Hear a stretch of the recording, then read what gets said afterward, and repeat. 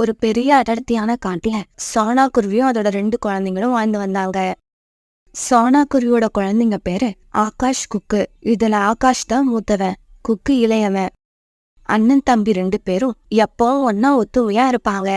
எங்க போனாலும் ஒன்னாவே போவாங்க, ஒன்னாவே வருவாங்க. சின்ன பறவைகளுக்கும் வயதான பறவைகளுக்கும் யாராவது கெடுதல் செஞ்சா கெடுதல் செய்யறவங்கள தட்டி கேட்பாங்க.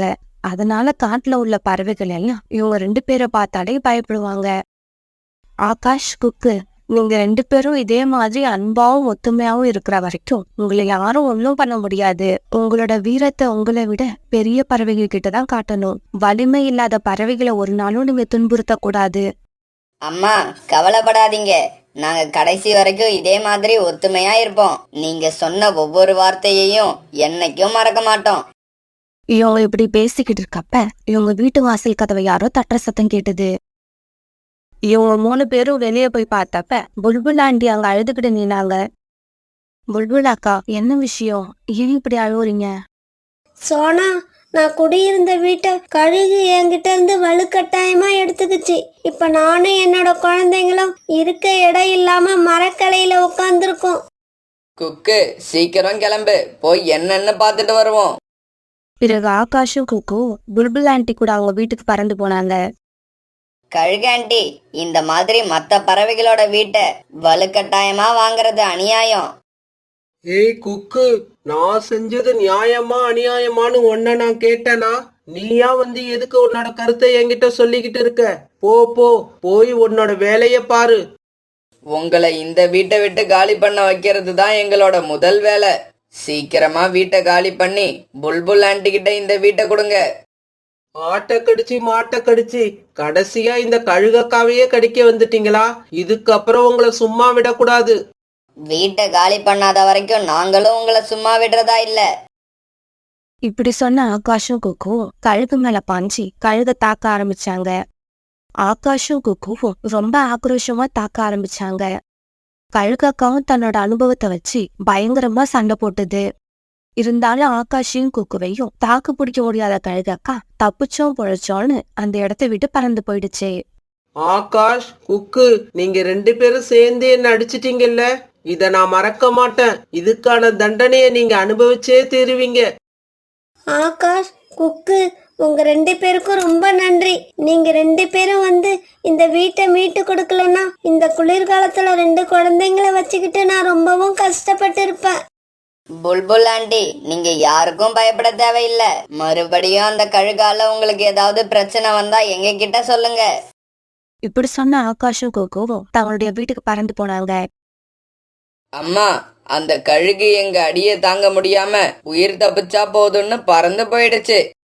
அந்த வீட்டை நாங்க மீட்டு கொடுத்ததும் புல்புல் ஆண்டியோட முகத்துல எவ்வளவு சந்தோஷம் தெரியுமா? மத்த பறவைகளோட முகத்துல அந்த சந்தோஷத்தை பாக்குறதுக்காக என்ன வேணாலும் செய்யலான்னு தோணுது. சபாஷ் பசங்களா, உங்களை நினைச்சா எனக்கு ரொம்ப பெருமையா இருக்கு. நம்மளை விட வலிமையில குறிஞ்சவங்களுக்கு நம்ம எப்பவும் உதவி செஞ்சே ஆகணும். சின்ன பிள்ளை சீக்கிரம் இங்க வா. என்ன மண்டோதரி, ஏன் இவ்வளவு அவசரமா கூப்பிடுற? இங்க பாரு, சீக்கிரமா போய் காலுக்காகத்தையும் கோரிக்காகத்தையும் அழைச்சுக்கிட்டு வா. மண்டோதரி, என்னவோ உடம்புல இவ்வளவு ரத்தம் வருது, என்ன ஆச்சு? இங்க பாரு சின்ன பிள்ளை, நான் சொன்னதை செய், குறுக்க கேள்வி கேட்காத. கழுகக்கா இப்படி சொன்ன உடனே கழுகு கிட்ட வேலை பாக்குற அந்த சின்ன புள்ள காகங்களை கூப்பிட பறந்து போச்சு. காகங்களே, உங்க 2 பேரையும் மண்டோதரி அக்கா கையோட அழைச்சுக்கிட்டு வர சொன்னாங்க. கையோட அழைச்சிட்டு வர சொன்னாங்களா? அப்படி என்ன அவசரம்? தெரியல, மண்டோதரி யார்கிட்டயோ சண்டை போட்ட மாதிரி தெரியுது. உடம்பெல்லாம் ஒரே காயத்துல இருந்து ரத்தம் வருது. பின்ன ரத்தம் வராம வேற என்ன வரும்? காலுஜி, சீக்கிரம் கிளம்பி வாங்க, கழுகாக்காவுக்கு என்னாச்சுன்னு போய் பாப்போம். பிறகு காகங்கள் 3 பேரும் கழுகக்காவோட குகையை நோக்கி பறந்து போனாங்க. கழுகக்கா, என்ன இது? நீங்க அடிச்சு மத்தவங்க உடம்புல ரத்தம் வர்றதை தான் இது வரைக்கும் பார்த்திருக்கோம். உங்க உடம்புல ரத்தம் வர்றதை பார்க்க ரொம்ப கஷ்டமா இருக்கு. கழுகக்கா, இவ்வளவு துணிச்சலா உங்களை அடிச்சது யாரு? அவங்க வேற யாரும் இல்ல, இந்த காட்டுல வசிக்கிற சோனா குருவியோட பசங்க ஆகாஷும் குக்குவும் தான். இங்க பாருங்க, அவங்க 2 பேரையும் உயிரோடவே விடக்கூடாது. கழுகக்கா, ஆகாஷும் குக்குவும் சோனா குருவியோட பசங்க தான். இருந்தாலும் அவங்க 2 பேரும் ஒன்னா சேர்ந்து வந்தாங்கன்னா அவங்கள யாராலையும் ஜெயிக்க முடியாது. ஆமா கழுகக்கா, நாங்களே அவங்க 2 பேரையும் பார்த்தா ஒதுங்கி போயிடுவோம். இங்க பாருங்க, அவங்க 2 பேரும் சாகுற வரைக்கும் எனக்கு நிம்மதியே கிடையாது. அப்படியா? அப்படின்னா உங்களுக்கு இந்த ஜென்மத்துல நிம்மதியே கிடையாது. ஏய் காலு, முட்டாள்தனமா பேசாத. என்னோட நிம்மதியை எப்படி தேடிக்கணும்னு எனக்கு தெரியும். நீங்க எனக்கு ஒரே ஒரு உதவி பண்ணுங்க, அது போதும். கழுகக்கா, ஆகாஷையும் குக்குவையும் மட்டும் அடிக்க சொல்லிடாதீங்க. வேற எந்த உதவியா இருந்தாலும் நாங்க செய்ய தயாரா இருக்கோம். நீங்க யாரும் அவங்கள அடிக்க வேண்டாம், அவங்கள நான் பாத்துக்கிறேன். ஆனா ஒத்துமையா இருக்க அண்ணன் தம்பி 2 பேரையும் எப்படியாவது தனித்தனியா பிரிச்சாகணும். நீங்க அந்த உதவியை மட்டும் செஞ்சா போதும். கழுகக்கா, அண்ணன் தம்பி 2 பேரையும் தனித்தனியா பிரிக்கிறது சாதாரண காரியமா இருக்காது. இருந்தாலும் கவலைப்படாதீங்க. நானும் கோரியும் நல்லா யோசிச்சு எப்படியாவது இன்னும் கொஞ்ச நாள்ல அவங்க 2 பேரையும் பிரிச்சு காட்டுறோம். எவ்வளவு சீக்கிரம் உங்களை பிரிக்க முடியுமோ அவ்வளவு சீக்கிரம் உங்களை பிரிச்சு காட்டுங்க. என்னால ரொம்ப நாள் காத்திருக்க முடியாது. பிறகு காகங்கள் 2 பேரும் தங்களோட வீட்டுக்கு திரும்பி வந்தாங்க.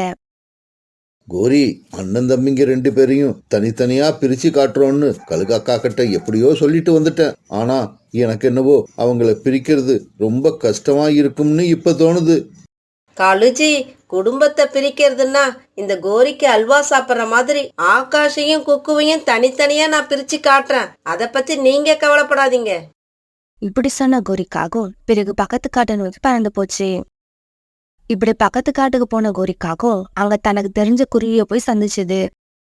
இங்க பாரு அபி, ஆகாஷ் தான் பெரியவன், குக்கு சின்னவன். நீ குக்குக்கு குறி வைக்காத. அவன் ரொம்ப புத்திசாலி, எல்லாரையும் சந்தேகப்படுறவன், யாரையும் அவ்வளவு ஈஸியா நம்ப மாட்டான். ஆனா ஆகாஷ் அப்படி இல்ல, எல்லாரையும் நம்புவான். அவனை ஈஸியா ஏமாத்தலாம். கோரியக்கா, எனக்கு இந்த விவரங்களே போதும். அண்ணனையும் தம்பியும் சீக்கிரமாவே பிரிச்சிடுறேன். இத நான் எதுக்காக தெரியுமா செய்யறேன்? உங்களுக்காக இல்ல, கழுகு அக்காவோட எப்படியாவது ஃப்ரெண்ட்ஷிப் வச்சுக்கணும்னு எனக்கு ரொம்ப நாளா ஆசை. இது எனக்கு ஒரு நல்ல சந்தர்ப்பம். இப்படியே சில நாட்கள் நகர்ந்துச்சு. ஒரு நாள் ஆகாஷ் நதியோரமா உட்காந்துருக்கப்ப அபி அங்க வந்தது. உங்களை பத்தி நான் நிறைய கேள்விப்பட்டிருக்கேன். எல்லா பறவைகளுக்கும் நீங்க உதவி செய்வீங்களா? ஆமா, நீங்க யாரு? உங்க பேர் என்ன? நான் கடற்கரைக்கு பக்கத்துல உள்ள காட்டுல இருந்து வரேன். என் பேரு அபி. உங்களை பத்தி நிறைய கேள்விப்பட்டிருக்கேன், அதனால உங்களை பார்க்கணும்னு ஆசைப்பட்டேன். நீங்க நான் நினைச்சதை விட ரொம்பவும் அழகா இருக்கீங்க. நீங்க மட்டும் என்ன, ஆரஞ்சு கலர்ல உள்ள உங்களோட ரெக்கைகள் ரொம்பவும் அழகா இருக்கு. நான் உங்க கூட ஃப்ரெண்ட்ஷிப் வச்சுக்கலாம்னு ஆசைப்படுறேன். உங்கள மாதிரி அழகான பறவையோட ஃப்ரெண்ட்ஷிப்ப யாருதான் வேண்டான்னு சொல்லுவாங்க. என் கூட வாங்க, என்னோட காட்டை உங்களுக்கு சுத்தி காட்டுறேன். கொஞ்ச நேரம் இங்கேயே இருங்க, நான் போய் என் தம்பி கிட்ட சொல்லிட்டு வந்துடுறேன். நான் உங்க கூட தான் ஃப்ரெண்ட்ஷிப் வச்சுக்க ஆசைப்பட்டேன், உங்க தம்பி கூட இல்ல. உங்க தம்பி கிட்ட நீங்க வந்து சொல்லிக்கலாம். இப்ப உடனே என் கூட வாங்க. இப்படியெல்லாம் பேசி அபி ஆகாஷ தன்னுடைய காட்டுக்கு அழைச்சிட்டு போச்சு. இந்த அருவியும் இந்த இடமும் ரொம்பவும் அழகா இருக்கு. நான் இந்த அருவிக்கரைக்கு வராத நாளே கிடையாது. எனக்கு ரொம்பவும் போர் அடிச்சா இங்கதான் வந்து உட்கார்ந்துருப்பேன். உங்களுக்கும் இந்த இடம் பிடிச்சிருந்தா நாளைக்கு நீங்க இங்க கட்டாயம் வரணும். அம்மா, இருட்ட ஆரம்பிச்சிடுச்சு. ஆகாஷ இன்னும் காணோம். என்கிட்ட சொல்லாம ஆகாஷ் எங்கேயும் போக மாட்டான். இன்னைக்கு என்ன ஆச்சுன்னு தெரியல. ஆகாஷ் எந்த வேலையா இருந்தாலும் இந்நேரம் வீட்டுக்கு வந்திருப்பான். இன்னைக்கு நடக்கிறது எல்லாம் ரொம்பவும் புதுசா இருக்கு. இந்த சமயத்துல ஆகாஷ் தன்னுடைய வீட்டுக்கு திரும்பி வந்துட்டு இருந்தான். ஆகாஷ், இவ்வளவு நேரம் எங்க போயிருந்த? அப்படி என்ன முக்கியமான வேலை உனக்கு? ஒரு முக்கியமான வேலையா கடற்கரைக்கும் பக்கத்துல உள்ள காடு வரைக்கும் போயிருந்தேன். அம்மா கிட்டயும் என்கிட்டயும் சொல்லாம இது வரைக்கும் நீ இந்த மாதிரி எங்கேயும் போனதில்ல. நான் தான் சொன்னல குக்கு, இது ஒரு முக்கியமான வேலைன்னு. ரொம்ப தூரம் பறந்து வந்தது எனக்கு களைப்பா இருக்கு. நான் தூங்க போறேன். இப்படி சொன்ன ஆகாஷ் தன்னுடைய கூட்டுல அப்படியே படுத்துட்டான். இப்ப ஆகாஷோட மனசு பூரா அபிதான் இருந்தா. தன்னோட வாழ்க்கையில முதலா ஆகாஷ் இன்னைக்குதான் தன்னோட அம்மா சோனாவையும் குக்குவையும் விட்டு மனசளவுல தூரமா போக ஆரம்பிச்சான். நண்பர்களே, இந்த கதையோட 2வது பாகம் நாளைக்கு இதே நேரத்துல வெளிவரும். மறக்காம பாருங்க. உங்களோட கருத்துக்களை கமெண்ட்ல சொல்லுங்க.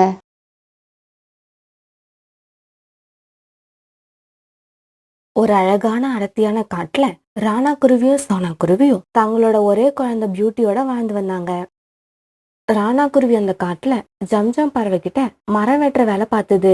அந்த காட்டுல உள்ள காஞ்ச மரங்களை எல்லாம் வெட்டி விறகாக்குறது தான் ராணா குருவியோட வேலை. இந்த வேலையில கிடைக்கிற சம்பளத்தை வச்சு ராணா குருவியும் சோனா குருவியும் தங்களோட குடும்பத்தை ரொம்ப சிக்கனமா நடத்திக்கிட்டு இருந்தாங்க. இப்படியே சில நாட்கள் நகர்ந்துச்சு. ஒரு நாள் ராணா குருவி வேலைக்கு கிளம்பி போறப்ப சோனா குருவி இப்படி சொல்லுச்சு. பியூட்டியோட அப்பா, நவம்பர் மாசம் வந்துருச்சு, குளிரும் அதிகமாயிடுச்சு. நம்ம பொண்ணு பியூட்டிக்கு எப்படியாவது ஒரு ஸ்வெட்டர் வாங்கி ஆகணும். சோனா, நானும் இத பத்தி தான் நினைச்சுக்கிட்டு இருந்தேன். இன்னைக்கு ஓனர் கிட்ட 100 ரூபாய் அட்வான்ஸ் வாங்கி எப்படியாவது ஸ்வெட்டர் வாங்கிக்கிட்டு வந்துடுறேன். இதை கேட்ட பியூட்டி ரொம்பவும் சந்தோஷமாகி தாவி போய் தன்னோட அப்பா மேல ஏறிக்கிச்சு. அப்பா அப்பா, இன்னைக்கு நீங்க வரும்போது எனக்கு ஸ்வெட்டர் வாங்கிட்டு வருவீங்க தானே? ஆமான்னு சொல்லும். வரும்போது என்னோட பியூட்டிக்கு கண்டிப்பா ஸ்வெட்டர் வாங்கிக்கிட்டு வந்துடுவேன்.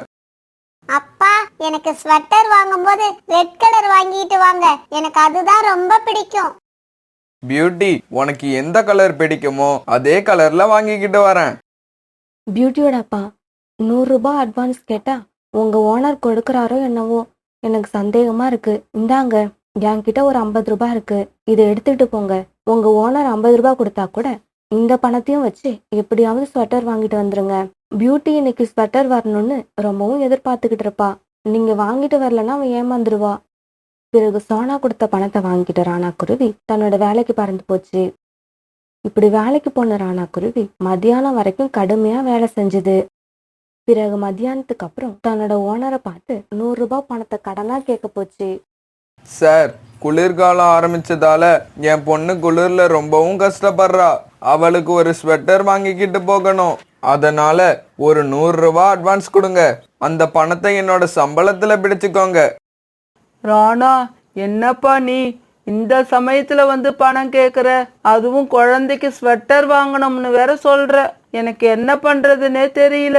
என்கிட்ட இருந்து மரம் வாங்கிட்டு போனவங்க எல்லாம் நாளைக்கு தான் பணம் தரேன்னு சொல்லியிருக்காங்க. அதனால உனக்கு நாளைக்கு நான் கண்டிப்பா பணம் தரேன். அப்புறம் அந்த பணத்தை நீ எனக்கு திருப்பி கூட தர வேண்டாம். உன்னோட குழந்தைக்கு என்னோட அன்பளிப்பா இருக்கட்டும்.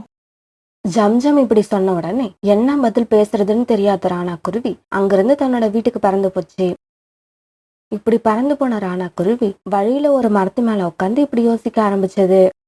சோனா கொடுத்த 50 ரூபாய்க்கு ஸ்வெட்டர் கண்டிப்பா வாங்க முடியாது. நான் இப்ப என்ன பண்ணுவேன்?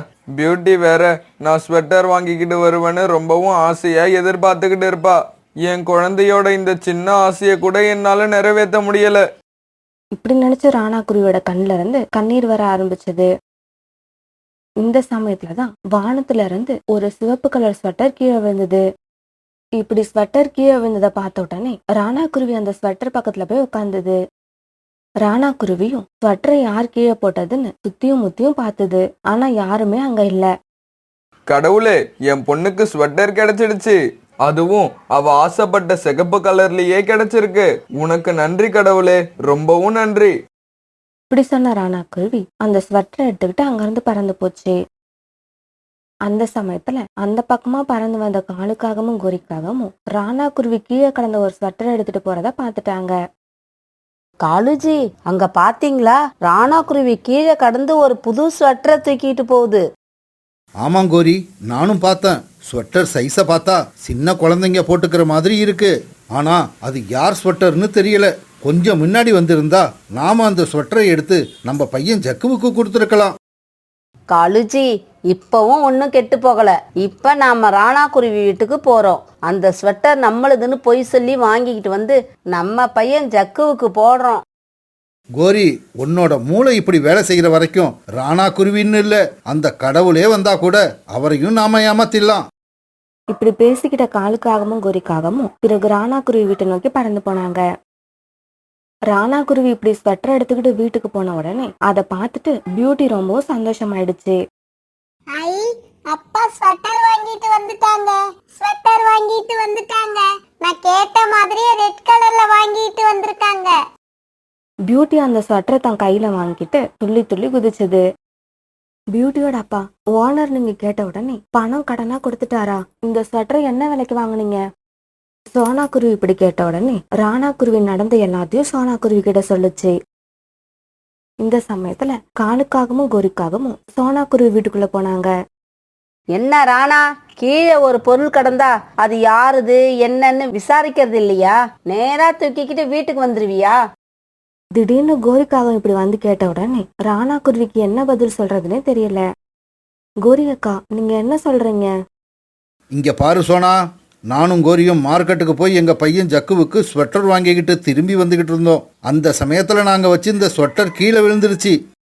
சரி, கீழே விழுந்த ஸ்வெட்டரை எடுக்கலாம்னு நாங்க திரும்பி வந்து பாக்குறப்ப அவசரமா இந்த ராணா ஸ்வெட்டரை தூக்கிட்டு திருட்டுத்தனமா வீட்டுக்கு வந்துருச்சு. இல்ல, நீங்க பொய் சொல்றீங்க. இந்த ஸ்வெட்டர் உங்களோடது கிடையாது.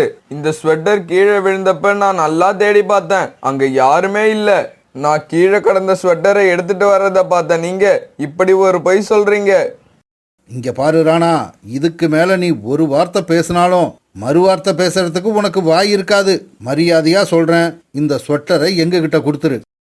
இதுக்கு மேலேயும் இந்த காகங்கள் கிட்ட பேசினா சண்டை தான் வரும்னு தெரிஞ்ச சோனா குருவி இப்படி பேச ஆரம்பிச்சது. பியூட்டி, தயவு செய்து அந்த ஸ்வெட்டரை அவங்க கிட்ட கொடுத்துரு. இந்த ஸ்வெட்டர் நமக்கு வேண்டாம். அப்பா உனக்கு வேற ஸ்வெட்டர் வாங்கி கொடுப்பாங்க. முடியாது, இந்த ஸ்வெட்டரை நான் யாருக்கும் கொடுக்க மாட்டேன். இந்த ரெட் கலர் ஸ்வெட்டர் என்னோடது.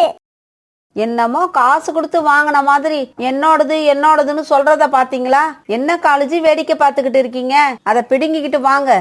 ஜக்கு வேற வீட்டுல ஸ்வெட்டர் வாங்க போன அம்மா அப்பாவை இன்னும் காணமேன்னு தேடிக்கிட்டு இருப்பான். கோரி இப்படி சொன்ன உடனே காலுக்காகவும் பியூட்டி கையில இருந்த அந்த ஸ்வெட்டரை பிடுங்கிட்டு பறந்து போயிடுச்சு. அம்மா, என்னோட ஸ்வெட்டரை பிடுங்கிக்கிட்டு போறாங்க. அம்மா, அதை வாங்கி கொடுங்க. பாவம் பியூட்டி இப்படி ரொம்ப நேரம் அழுதுகிட்டே இருந்தா. ஜக்கு, இந்த ஸ்வெட்டரை போட்டுக்கோ. அம்மா, எனக்கு இந்த ஸ்வெட்டர் ரொம்பவும் பிடிச்சிருக்கு. இதோ இப்பவே போட்டுக்கிறேன். இப்படி சொன்ன ஜக்கு உடனே அந்த ஸ்வெட்டரை எடுத்து போட்டுக்கிட்டான்.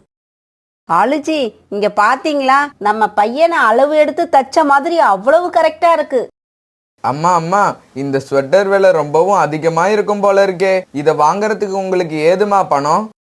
ஜக்கு, நாங்க எந்த பொருளை என்னைக்கிடா காசு கொடுத்து வாங்கியிருக்கோம்? அடுத்தவங்களை ஏமாத்தி பிடுங்கினது தான் இது. பிறகு கோரிக்காகவும் நடந்தது எல்லாத்தையும் தான் பையன் ஜக்கு கிட்ட சொல்லுச்சு. அம்மா, நல்ல வேலை. நீங்க மட்டும் ராணா அங்கிள் அந்த ஸ்வெட்டரை எடுத்துக்கிட்டு போறத பார்க்கலன்னா இந்நேரம் இந்த ஸ்வெட்டர் எனக்கு கிடைச்சிருக்காது, பியூட்டிக்கு கிடைச்சிருக்கும். சரி ஜக்கு, ஸ்வெட்டரை கைட்டி வை, ராத்திரி போட்டுக்கலாம்.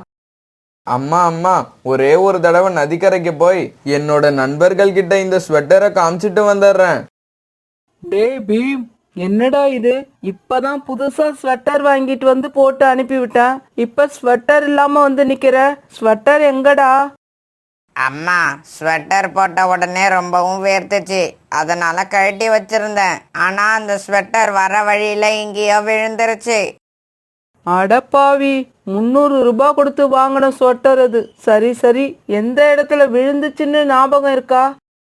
ஆத்தங்கரைக்கு மேல பறந்து வர்றப்பதாம்மா விழுந்துச்சு. சரி, நீ இந்த கூட்லயே பத்திரமா இரு. அம்மா போய் அந்த ஸ்வெட்டரை எடுத்துக்கிட்டு வரேன். என்ன ராணா, உன் குழந்தை எதுக்காக இப்படி அழுதுகிட்டு இருக்கா? தன்னோட ஓனர் வீடு தேடி வந்ததை பார்த்த ராணா குருவிக்கும் சோனா குருவிக்கும் எதுவுமே புரியல. வாங்க சார் வாங்க, என்ன திடீர்னு எங்க வீட்டுக்கு வந்திருக்கீங்க? ஏதாவது சாப்பிட்றீங்களா? அதெல்லாம் ஒன்றும் வேண்டாமா. உன் பொண்ணுக்கு ஸ்வெட்டர் வாங்கணும்னு ராணா என்கிட்ட பணம் கேட்டப்ப என்கிட்ட பணம் இல்ல. இப்பதான் பணம் வந்துச்சு. ராணா தேவையில்லாம என்கிட்ட இது வரைக்கும் அட்வான்ஸ் கேட்டதே கிடையாது. அப்படிப்பட்டவன் கேட்டு நான் இல்லைன்னு சொன்னதால என் மனசுக்கு ரொம்ப கஷ்டமாயிடுச்சு. அதனாலதான் பணம் வந்த உடனே கடைக்கு போய் உன் பொண்ணுக்கு நான் ஒரு ஸ்வெட்டர் வாங்கிட்டு வந்துட்டேன். இப்படி சொல்லிட்டு ஜம்ஜம் பறவை ஒரு ஸ்வெட்டர் எடுத்து கொடுத்தது. என்ன ஆச்சரியம், பியூட்டி எந்த ரெட் கலர் விரும்பி கேட்டாலோ அதே ரெட் கலர்ல தான் அந்த ஸ்வெட்டர் இருந்தது. பிறகு பியூட்டி ரொம்ப சந்தோஷமா அந்த ரெட் கலர் ஸ்வெட்டரை எடுத்துக்கிட்டா. இப்படி ஜம்ஜம் கிட்ட இருந்து வாங்கின ஸ்வெட்டரை பியூட்டி உடனே போட்டுக்கிட்டா. அந்த ஸ்வெட்டர் பியூட்டிக்கு ரொம்பவும் அழகா இருந்தது. அதை பார்த்த ராணா குருவியும் சோனா குருவியும் ரொம்ப சந்தோஷப்பட்டாங்க. ஜக்கு, இந்த ஸ்வெட்டர் ஏது? ரொம்பவும் அழகா இருக்கு. நீ ஏதுன்னு கேக்குறத பார்த்தா எங்க அப்பா அம்மா எனக்கு என்னவோ இதை திருடி எடுத்துக்கிட்டு வந்து கொடுத்த மாதிரில இருக்கு. ஐயையோ ஜக்கு, நான் அப்படியெல்லாம் கேட்கல, சாதாரணமா தான் கேட்டேன். இன்னைக்கு மார்க்கெட்டுக்கு போய் எங்க அம்மாவும் அப்பாவும் எனக்காக வாங்கிக்கிட்டு வந்தது இது. இதோட விலை 300 ரூபாய். அந்த சமயம் நதிக்கரைக்கு வந்த கழுகு இப்படி பேச ஆரம்பிச்சது. தம்பி, நீங்க சொன்ன விலை என்னவோ சரியாதான் இருக்கு. ஆனா அதை வாங்கினது நான் தான், உங்க அப்பா அம்மா இல்ல. சீக்கிரமா இந்த சொட்டரை கழட்டி கொடு. நான் என் குழந்தைய தனியா கூட்டுல விட்டுட்டு வந்திருக்கேன். கழுகக்கா இப்படி சொல்ல நண்பர்கள் முன்னாடி ஜக்குவுக்கு ரொம்பவும் அவமானமா இருந்தது. ஒரு பொய்ய திரும்ப திரும்ப சொன்னா அது உண்மையாயிடும்னு அம்மாவும் அப்பாவும் சொல்லியிருக்காங்க. இந்த சமயத்துல நாம அதையே ஃபாலோ பண்ணுவோம். இல்ல கழுகாண்டி, நீங்க பொய் சொல்றீங்க. இது எனக்காக எங்க அம்மா அப்பா வாங்கினது. இங்க பாரு, கீழே கடந்த ஸ்வெட்டரை எடுத்து நீ போட்டதே தப்பு. அதுலயும் இந்த ஸ்வெட்டர் உன்னோட அப்பா அம்மா வாங்கினதுன்னு இப்ப சொல்ற பாரு, அது பெரிய தப்பு. ஜக்கு, நீ எங்க கிட்ட பொய் சொன்னியா? இந்த ஸ்வெட்டர் கீழே கடந்து எடுத்ததா? இல்ல, இந்த கழுகாண்டி தான் பொய் சொல்றாங்க. இப்படி பொய் சொல்லி என்னோட ஸ்வெட்டரை எடுத்துக்கிட்டு போக பாக்குறாங்க. இதை கேட்ட உடனே கழுகாக்காவுக்கு ரொம்பவும் கோபம் வந்துருச்சு. ஜக்கு மேல பாஞ்சு அவனை அடிக்க ஆரம்பிச்சது. பிறகு ஜக்கு கிட்ட இருந்து அந்த ஸ்வெட்டரை கழட்டி எடுத்துக்கிட்ட கழுகாக்கா தன்னோட கூட்டை நோக்கி பறந்து போயிடுச்சு. பாவம் ஜக்கு, உடம்பெல்லாம் ரத்தம் வர அடிபட்டு கீழே கிடந்தான். இந்த செய்தியை கேள்விப்பட்ட காலுக்காகவும் கொரிக்காகவும் அங்க வந்தாங்க. காலுஜி, நமக்கு மட்டும் ஏன் இப்படி நடக்குது? நாம எவ்வளவுதான் பிளான் பண்ணி செஞ்சாலும் கடைசியா தண்டனை நமக்கு தான் கிடைக்குது. கோரி, நாம என்ன மற்றவங்களுக்கு நல்லது செய்யறதுக்கா பிளான் பண்றோம்? அடுத்தவங்களை கெடுக்கிறதுக்கு தானே பிளான் பண்றோம். அடுத்தவங்களை கெடுக்க நினைக்கிறவங்களுக்கெல்லாம் கடைசியா இப்படிதான் தண்டனை கிடைக்கும் போல இருக்கு.